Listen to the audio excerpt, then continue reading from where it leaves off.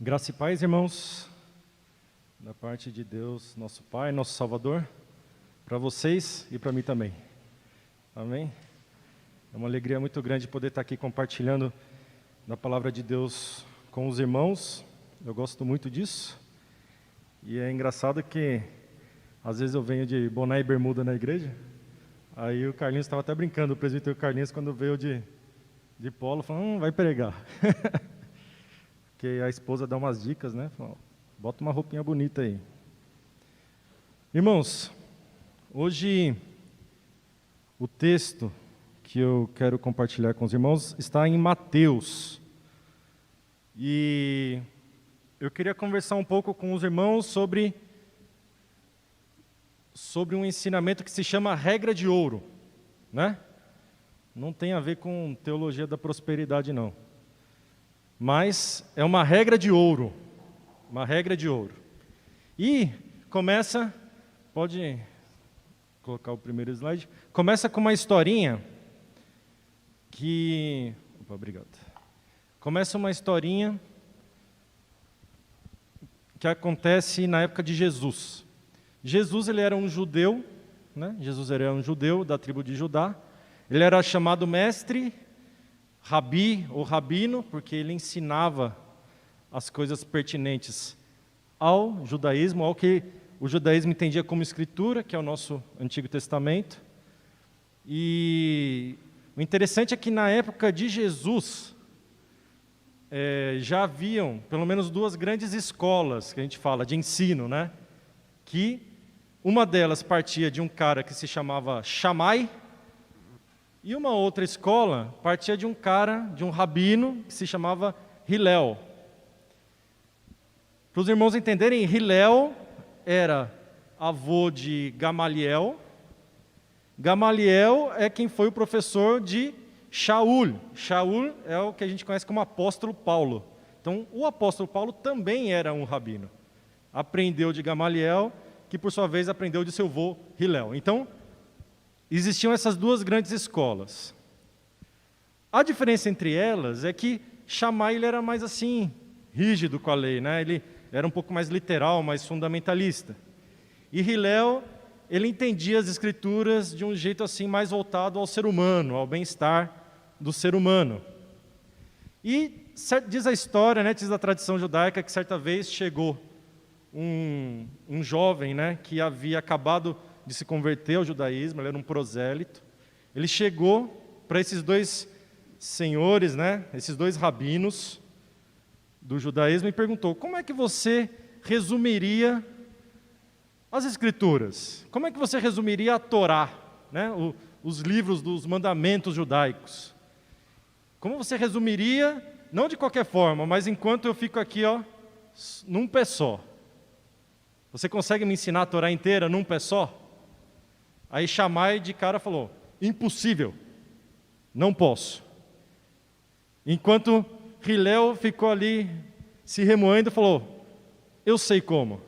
Não faça para os outros aquilo que você não quer que seja feito para você. Essa é a Torá. Estes são os escritos, o resto é comentário. O que vier a partir disto é simplesmente interpretação pessoal. E o interessante é que esse ensinamento de Hillel não era tão incomum na época, né? A gente está falando aí de Hillel morreu mais ou menos quando Jesus era jovem, então não era muito distante da época de Jesus. E no lado do Oriente lá, esse ensinamento já não era tão incomum.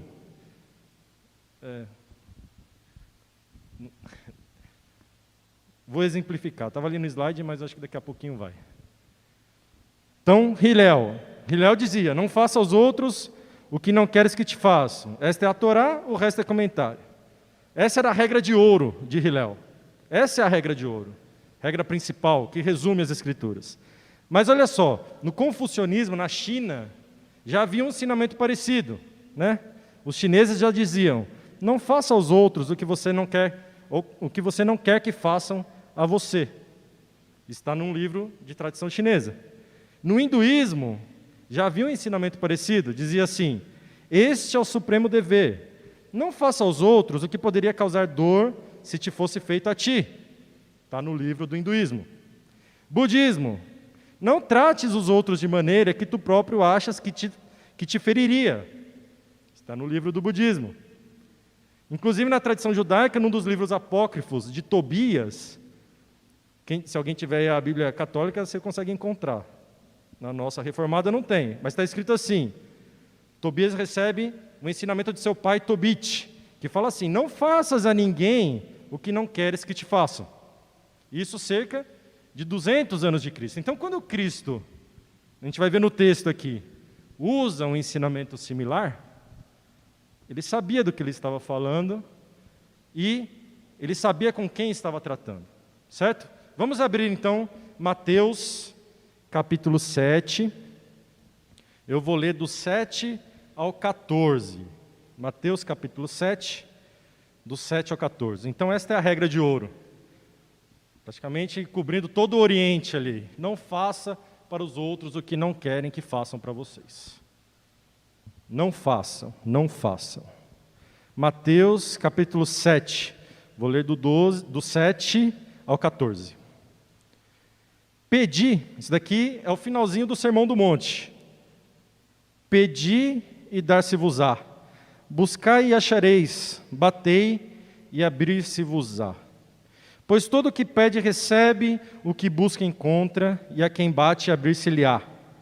Ou qual dentre vós é o homem que, se porventura o filho lhe pedir pão, lhe dará pedra? Ou se lhe pedir um peixe, lhe dará uma cobra?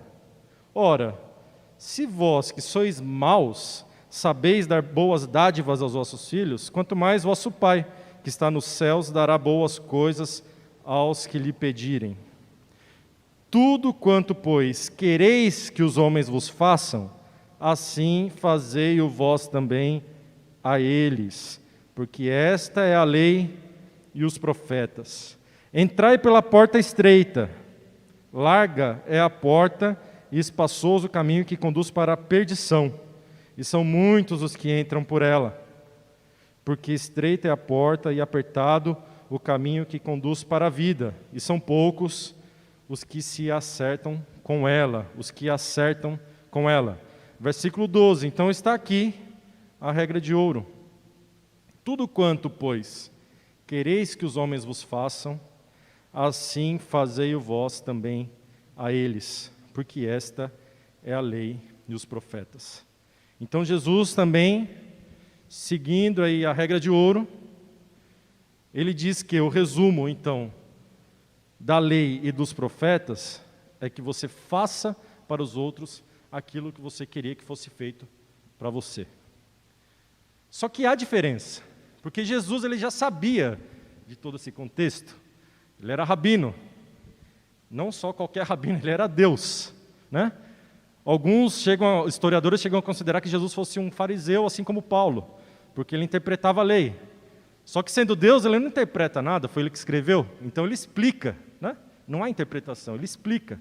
Então quando Jesus ele diz isso e ele usa a regra de ouro, ele não faz de qualquer maneira, ele sabe para quem ele está dizendo, e há uma grande diferença.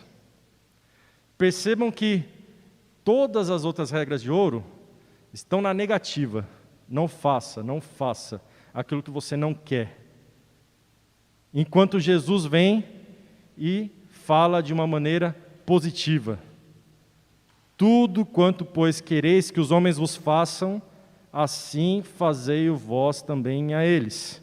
Em outra tradução da NVI, assim, em tudo, façam aos outros o que vocês querem que eles façam a vocês.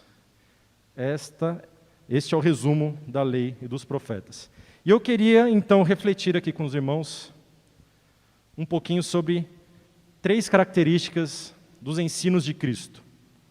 3 características dos ensinos de Cristo, porque ele não inverte essa lógica da regra de ouro sem um propósito específico. E aqui esse texto não é como alguns outros que tem uma parábola em que Jesus explica, né? Então, o que eu quero conversar com vocês, na verdade, é uma reflexão. Eu quero refletir junto com vocês para que a gente possa continuar refletindo isso na nossa vida. E a primeira reflexão que eu queria fazer sobre as características dos ensinos de Cristo é que os ensinos de Cristo, pode passar, os ensinos de Cristo, eles são propositivos e verdadeiros. Os ensinos de Cristo são propositivos e verdadeiros. O que é algo propositivo?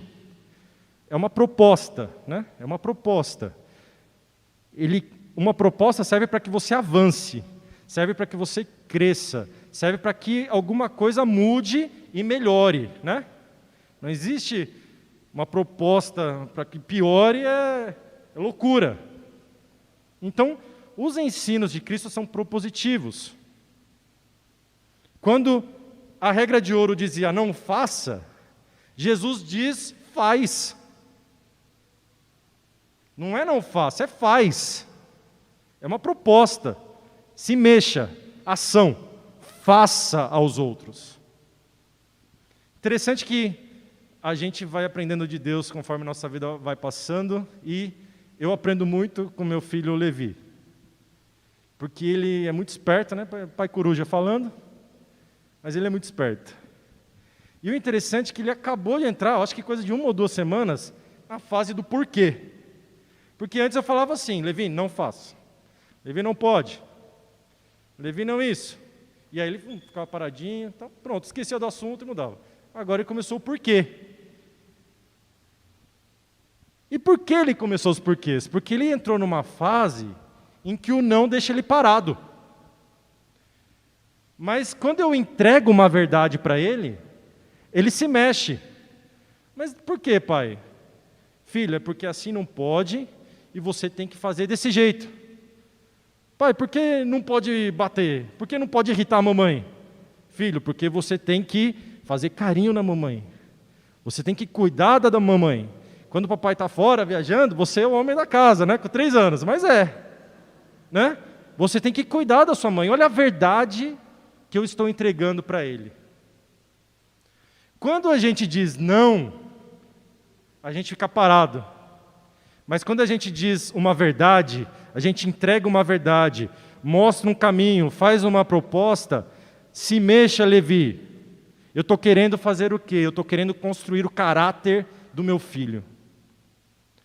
Há quem diga que o caráter é construído dessa maneira. Cada escolha da vida, dependendo do que você escolheu, o seu caráter vai sendo construído. Quantas escolhas ruins até chegar num caráter ruim? Ou senão, quantas não escolhas, né? Decidir não fazer nada. Tem um livro que a gente está estudando no GP, que a gente está até terminando, que chama O Monge Executivo. Eu recomendo a leitura, é muito boa.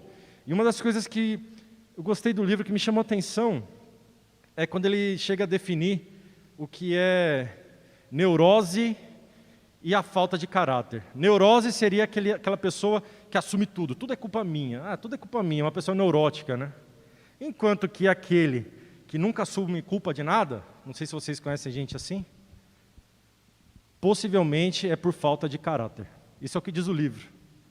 Então, quando Jesus ele entrega os mandamentos, quando ele diz, né, aqui é o final do Sermão do Monte, no começo ele vem falando, bem-aventurados os misericordiosos, bem-aventurados, né, aqueles que fazem para o próximo, né, que faz coisa boa para o próximo, bem-aventurado aquele que guarda os meus mandamentos, as minhas verdades.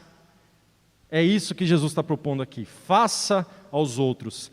Jesus, quando diz para você se mexer, de acordo com as suas verdades, as verdades do próprio Cristo, dos seus próprios ensinos, daquilo que ele explicava da lei e dos profetas, ele está construindo o nosso caráter. Essa é a primeira reflexão. O não pode fazer eu ficar parado. Até se a gente pegar os 10 mandamentos, a maioria ele é não. Se tem dois façam, guarde o sábado e honre o teu pai e tua mãe. Mas o resto é não. Só que quando eu pergunto para Cristo qual é o maior dos mandamentos, o que ele fala? Ame a Deus acima de todas as coisas. Tome a ação. E ame ao próximo como a ti mesmo. Veja que até nos 10 mandamentos Jesus pega um ensino que era não, que era para inicialmente proteger uma nação que não conhecia a Deus. Agora em sua revelação máxima em Cristo ele diz, faça. Ame ao próximo, ame a Deus. É um ensino propositivo e verdadeiro. Segundo, os ensinos de Cristo, o que eu consigo enxergar nessa regra de ouro positiva os ensinos de Cristo são subjetivos e justos. Subjetivo, às vezes a gente não entende muito bem essa palavra, né? Porque subjetivo, há quem possa pensar que seja alguma coisa que não tenha tanta importância, né? Mas não, subjetivo significa o seguinte: é individual, é para você como sujeito. Isso é subjetivo. Então, quando eu digo que os ensinos de Cristo são subjetivos, eu digo que você pode ler essa passagem como: façam vocês para os outros aquilo que querem que sejam feito para vocês. Façam vocês. Ele está falando com a gente. Veja que do outro lado da frase não está escrito só se ele for bom, ou não, só se for uma pessoa que merece, né? Às vezes a gente é meritório. Faça só se alguém merecer. Não. Os ensinos de Cristo são subjetivos. Parte de mim, é um mandamento para mim, como pessoa, como sujeito, para o próximo. Existem até mandamentos de mutualidade na Bíblia, né? Exortai-vos uns aos outros, né? Amai-vos uns aos outros. Mas sempre esperando que parta de nós, porque os ensinos de Cristo são para nós agirmos. Vamos abrir em Êxodo 32, Êxodo 32, eu vou ler do 30 ao 35.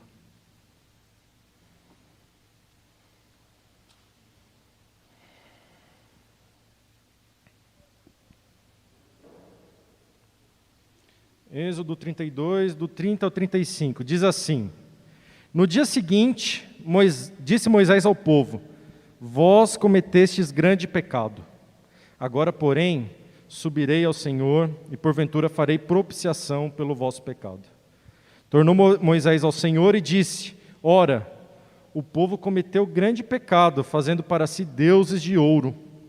Agora, pois, perdoa-lhe o pecado, ou se não, risca-me, peço-te, do livro que escreveste. Algumas traduções falam: perdoa este povo, ou se não, risca meu nome do livro da vida. Olha o pedido de Moisés. Então disse o Senhor a Moisés: riscarei do meu livro todo aquele que pecar contra mim. Vai, pois, agora e conduze o povo para onde te disse. Eis que o meu anjo irá diante de ti, porém no dia da minha visitação vingarei neles o seu pecado. Feriu, pois, o Senhor ao povo, porque fizeram o bezerro que Arão fabricara. Foi quando o povo adorou o bezerro de ouro enquanto Moisés estava no monte. Vamos abrir Romanos, capítulo 9.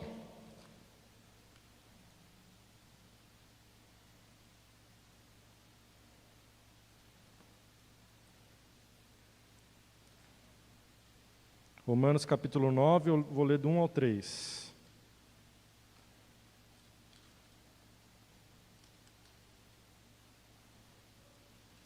Romanos capítulo 9, do 1 ao 3 diz assim.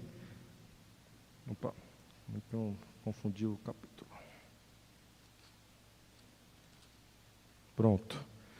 Paulo dizendo, né? Digo a verdade em Cristo, não minto, testemunhando comigo no Espírito Santo a minha própria consciência.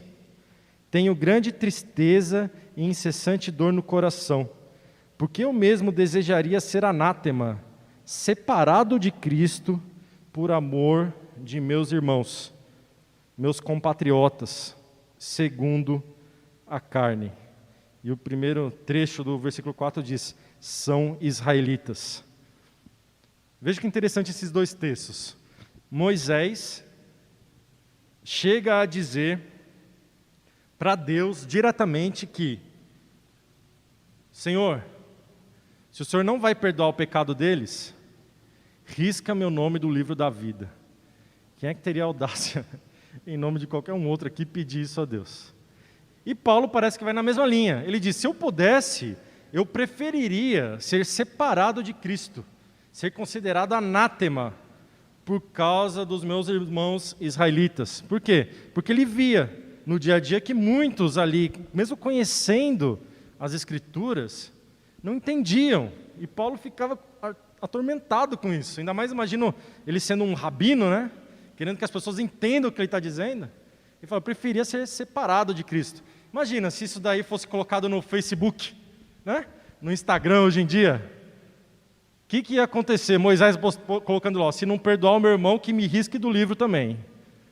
Paulo falando, se eu pudesse, preferia não ser salvo para que os meus irmãos fossem. Se a gente colocasse isso no Facebook e no Instagram hoje em dia, quantas pedradas, né, não iam acontecer. Se a gente não soubesse o final das histórias e o que Deus pensa, porque o próprio Deus disse, né, para Moisés, falou, não, o que você está falando eu não vou riscar seu nome. Eu vou riscar o daquele que pecar contra mim, esse eu vou. O seu não. É interessante que os ensinamentos de Cristo, o que a gente enxerga na Bíblia, eles são subjetivos.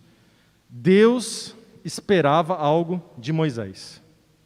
Deus esperava algo de Paulo. Independente do que eles literalmente haviam feito, que é até solicitar que seus nomes fossem retirados do livro da vida. Tem uma história que eu escutei de um rabino também, coincidentemente, eu escutei no YouTube essa daí.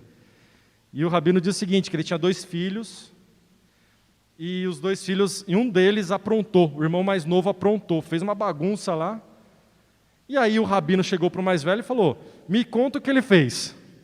Aí o irmão mais velho, não vou contar não. Me conta o que ele fez. Não vou contar não. Me conta, senão você vai apanhar.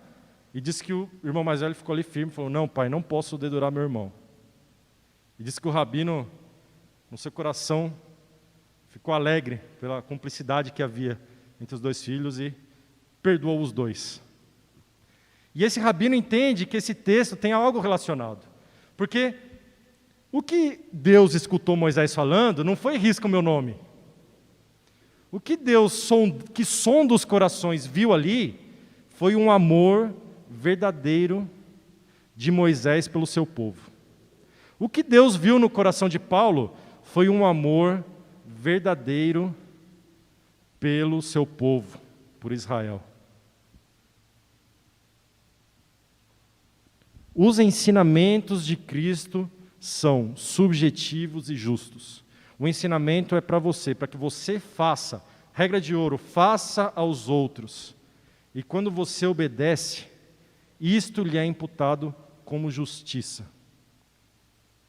Não porque a nossa justiça ou nossas obras salvem, mas porque amar ao próximo, essa cumplicidade entre os irmãos, em quem Deus tanto ama, isto é justo diante de Deus. Moisés pode ter até dito para arriscar seu nome, mas o amor que ele sentia foi considerado justo diante de Deus. Paulo podia até ter dito isso, prefiro ser separado de Cristo, mas no coração aquele amor foi imputado também como justiça para Paulo. Então quando Jesus pega e fala, façam aos outros, faça você aos outros, é porque ele espera que você haja com essa justiça. Ele espera que assim como Moisés e como Paulo, que você se mova amando ao seu povo, amando ao seu próximo, e ele mesmo imputará isso como justiça em você. Vamos abrir Tiago 4,17. Veja que interessante.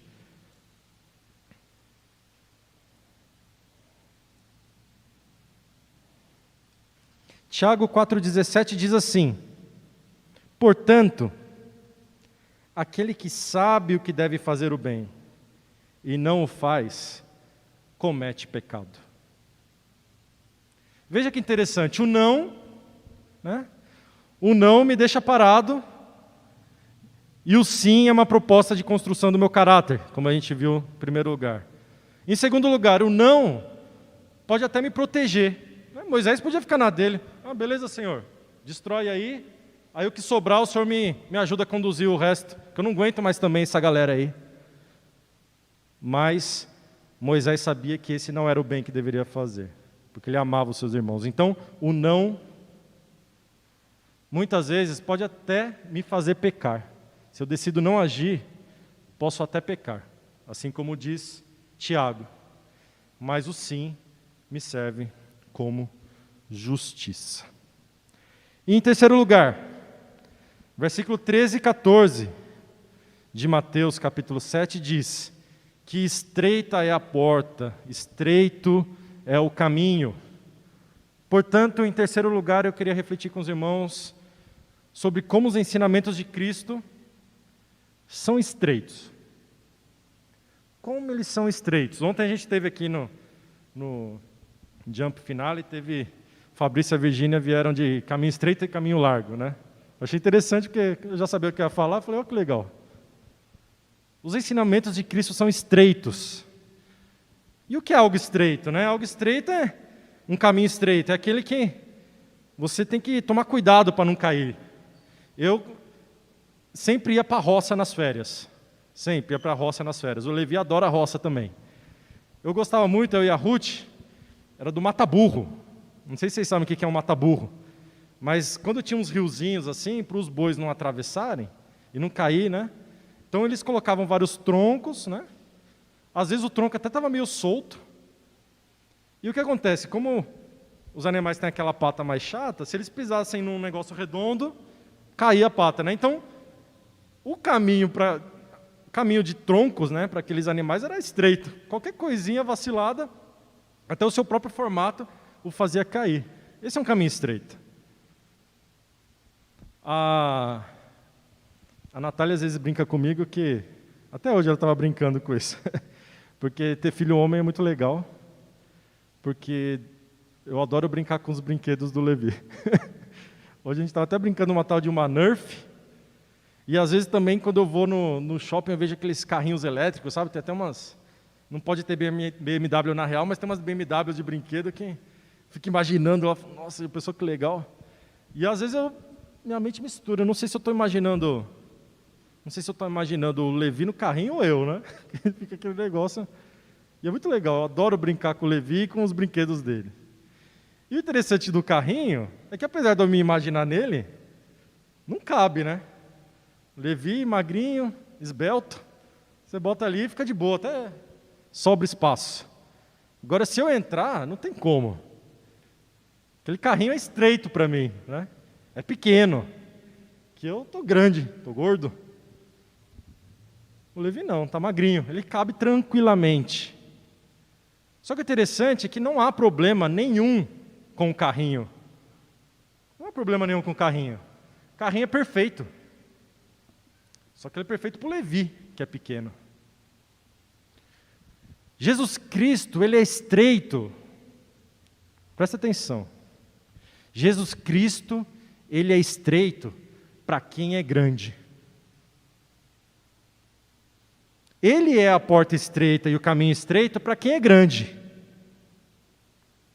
Porque se você pega o livro inteiro, as nossas escrituras, Antigo e Novo Testamento, é o tempo inteiro Deus e Jesus Cristo nos ensinando humildade. Porque conforme eu diminuo, é Ele que cresce. Conforme eu fico menor, Ele é quem fica grande em mim. Conforme eu morro, é Ele quem vive em mim. Portanto, veja que não há problema em Jesus. Jesus é o mesmo. Assim como Deus, Ele foi, é e sempre será. Se Ele é estreito, se os ensinamentos dele são estreitos, é que o problema é nosso. A gente que é grande demais. Coração humilde é aquele coração contrito, né? O salmista fala, você não espera nada de mim, né? Se você quisesse, eu te oferecia o holocausto, mas o Senhor espera um coração contrito, um coração humilhado. O Senhor espera que eu diminua. O Senhor espera humildade. Coração humilde é aquele coração fértil, pronto a aprender, a frutificar. Não há problema com Jesus. Quando a gente se humilha, quando a gente diminui, quando a gente vai ficando pequenininho, o caminho se torna suficientemente largo. E não só suficientemente largo, mas como o próprio Cristo nos carrega. O próprio Cristo nos carrega. Não existe problema no caminho estreito ou na porta estreita. O problema somos nós. E veja que interessante, quanto mais a gente se humilha, quanto mais a gente diminui, quanto mais a gente percebe que somos pequenos e que Deus é grande, os nossos desejos vão mudando. Porque a última parte da regra de ouro diz o seguinte: façam para os outros aquilo que vocês querem que seja feito para vocês. Se eu digo que não quero algo, é fácil. Não quero sofrer, eu não quero dor, não quero, né? Não quero, é mais fácil, né? Quando você vai sair aí para jantar com a esposa, saber onde não quer ir é mais fácil. E para decidir onde quer ir? Porque o que eu desejo exige exame, exige que a gente esteja continuamente se examinando. Essa é a parte estreita, porque às vezes eu quero coisas que não deveria querer. Às vezes o que eu quero não serve para o que o meu próximo quer, ou não serve para ele. Então, a regra de ouro no sentido positivo, eu tenho que refletir muito mais. Eu tenho que me humilhar muito mais. Eu tenho que diminuir. E quanto mais a gente diminui, mais a gente se torna misericordioso, mais a gente se coloca no lugar do próximo, porque a gente precisa refletir, mas o que ele quer? O que eu quero? Mais a gente encontra graça.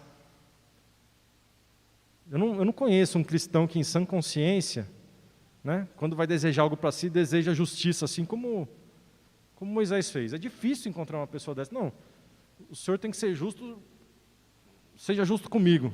Não, geralmente quando você está pequeno e humilhado, você fala: tem misericórdia de mim, Pai. Tem misericórdia. Então os ensinos de Cristo, eles são estreitos, mas para aquele que se humilha, eles são misericordiosos. E quando a gente começa a desejar alguma coisa, e desejar alguma coisa para o próximo, a gente acaba também transferindo essa misericórdia e essa graça para o meu próximo. Às vezes a gente pensa, que eu quero que seja feito para mim. Às vezes vem uma coisa material, né? Vem algum tipo de benfeitoria. Mas o que Cristo pede, né? Praticamente no texto inteiro, nas Sagradas Escrituras, é que a gente tenha misericórdia para com o próximo, que a gente tenha amor, que a gente entregue graça na vida do próximo. Porque assim como você precisa da misericórdia de Deus, o seu próximo precisa também. Façam para os outros aquilo que você quisesse fosse feito para você. No sentido positivo, faz com que os ensinos de Cristo sejam propositivos e verdadeiros, que eles sejam subjetivos e justos, e que eles sejam estreitos e misericordiosos. Para concluir, vamos abrir em Miqueias, capítulo 6.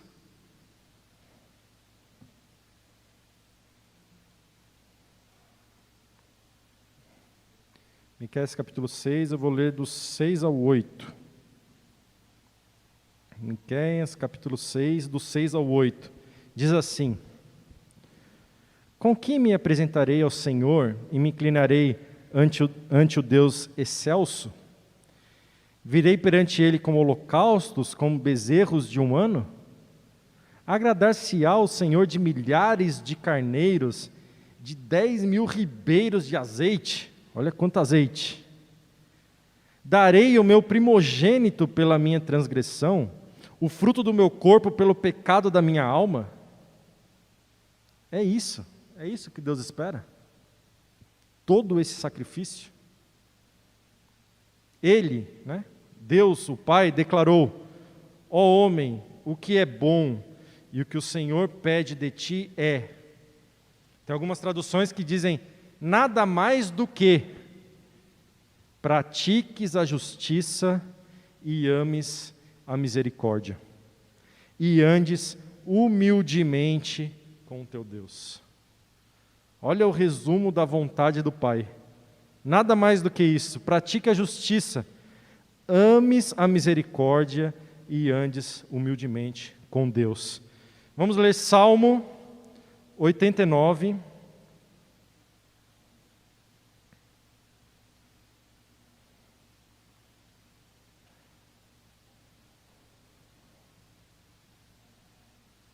Salmo 89, versículo 14.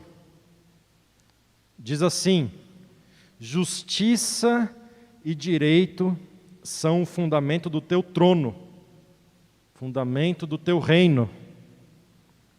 Graça e verdade te precedem. Algumas traduções dizem: misericórdia e verdade te precedem. Então, o reino de Deus, o trono de Deus é feito de verdade, justiça e misericórdia, graça. Esse é o reino de Deus. Oséias, capítulo 6, versículo 6, diz o seguinte, Oséias 6, 6, pois misericórdia quero e não sacrifício. Quero o conhecimento de Deus mais do que o holocausto. Inclusive Jesus usou esse texto para falar com alguns fariseus, né, que vinham com legalismos para o lado dele e falava: primeiro, antes de eu te responder, vai lá ler o que significa misericórdia quero e não sacrifício. Os ensinamentos de Deus, de Cristo, a regra de ouro do Pai é: façam para os outros aquilo que vocês queriam que fossem feitos para vocês. De maneira positiva, porque os ensinamentos de Cristo são propositivos e verdadeiros, subjetivos e justos, estreitos e misericordiosos. A vontade do Pai é uma, é verdade, justiça e misericórdia. E veja que ela sendo uma, não há dissociação, não se separa. Não existe verdade para Deus que não venha acompanhado de justiça e misericórdia. Não existe justiça que seja imputada em você que não seja também com verdade e com misericórdia. E da mesma forma, não existe misericórdia que não tenha verdade e justiça junto. Porque essa é a vontade do Pai. Verdade, justiça e misericórdia. Essa é a regra de ouro de Jesus Cristo. Amém? Vamos orar? Pai querido, Tu és bom, Tua bondade e a Tua misericórdia duram para sempre. Que o Senhor possa estar conosco, nos abençoando. Nossa vida continua, o Senhor tem cuidado de nós, nos abençoado. Tua palavra diz que não posso dizer que amo a Deus a quem não vejo, se eu não amar o próximo a quem eu vejo. Não vemos a Ti, mas temos oportunidade de Te amar, porque vemos ao nosso próximo todo dia. Que a gente possa, Pai, na nossa vida, sempre agir na direção do próximo, porque essa é a Tua vontade para conosco. Que a gente carregue as Tuas verdades conosco, enquanto o Senhor constrói o nosso caráter. Que a gente faça isso, que a gente ame, porque isto é justo diante de Ti. E que tudo isso seja feito com misericórdia, ó Pai. Que a cada dia a gente possa se examinar, que a gente possa diminuir, que a gente possa ficar pequeno diante de Ti, Pai.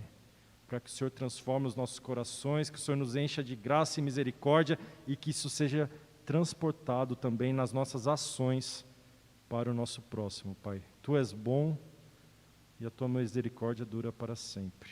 Muito obrigado por Jesus Cristo, pelo supremo sacerdote, rabino, aquele que é Deus. Muito obrigado pelo Seu sangue que nos salva, que nos cura, e que possamos trazer para nós, ó Pai, estes ensinos positivos e propositivos, ó Pai, que a gente a cada dia cresça em Ti.